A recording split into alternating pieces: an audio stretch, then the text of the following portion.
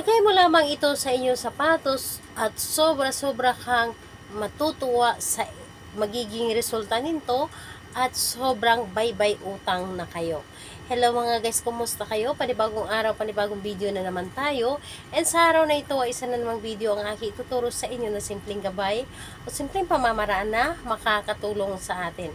At bago ang lahat, gusto ko lang ma-disclaimer sa mga taong hindi naniniwala at hindi gusto ang mga kagaya nitong video. Please skip this video and maghanap kayo ng videos na gustong gusto nyo dahil ang video na ito ay para lamang ito sa mga taong naniniwala and gusto mag-try. So, ayun po sa lahat po ng mga nagko-comment po dito sa aking video, dito sa loob ng aking channel. Mag-ingat sa lahat po ng mga nagre-reply sa inyo na dinadala kayo sa kanilang WhatsApp and Imo app upang makaiwas po tayo sa scam. Ngayon po, ituturo ko sa inyo paano mabaybay utang kayo. Paano kayo makakawala sa pagkakautang.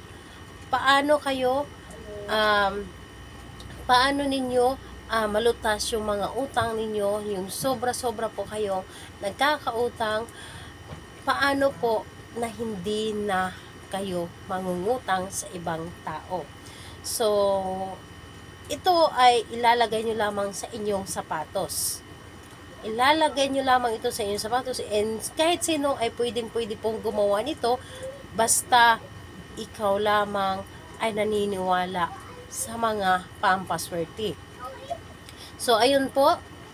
At kung ikaw ay isa sa mga naniniwala sa mga pampaswerte, gawin mo ito upang hindi ka na kapusin. Laging merong papasok sa inyo na swerte.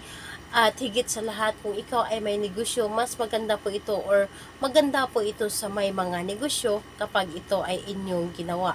So ngayon po, kailangan mo lamang mag-focus dito and kailangan mo lamang dito ng 7 pirasong bigas. So kailangan mo lamang ng 7 pirasong bigas.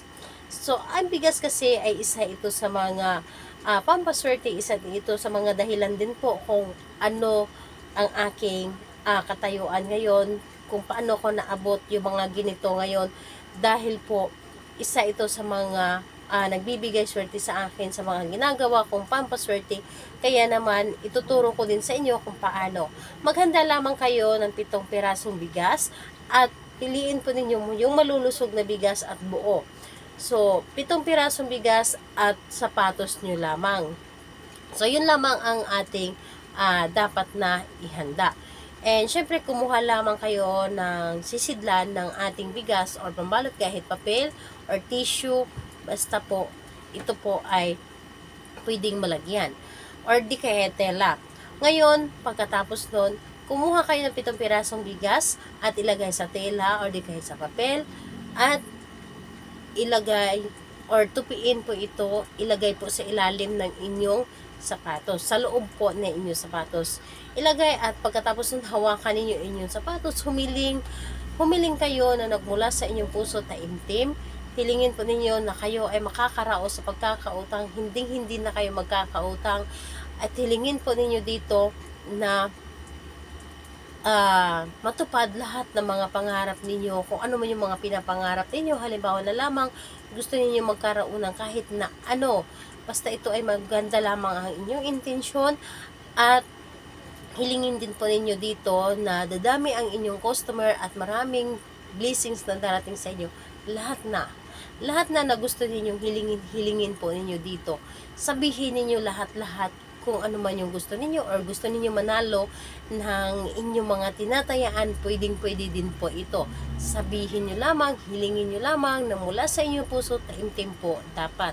So ayun po, hayaan nyo lamang itong bigas na ito doon sa loob ng inyong sapatos. And pwede din po ninyo na gamitin ang inyong sapatos kahit saan kayo magpunta na nasa loob po ito na inyong sapatos dahil isa ito sa mga pampaswerte at suswertihin kayo saan man kayo magpunta.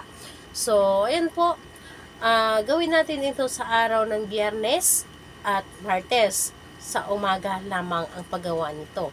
At kailangan na malakas ang ating paniniwala sa paggawa ng ritual na ito.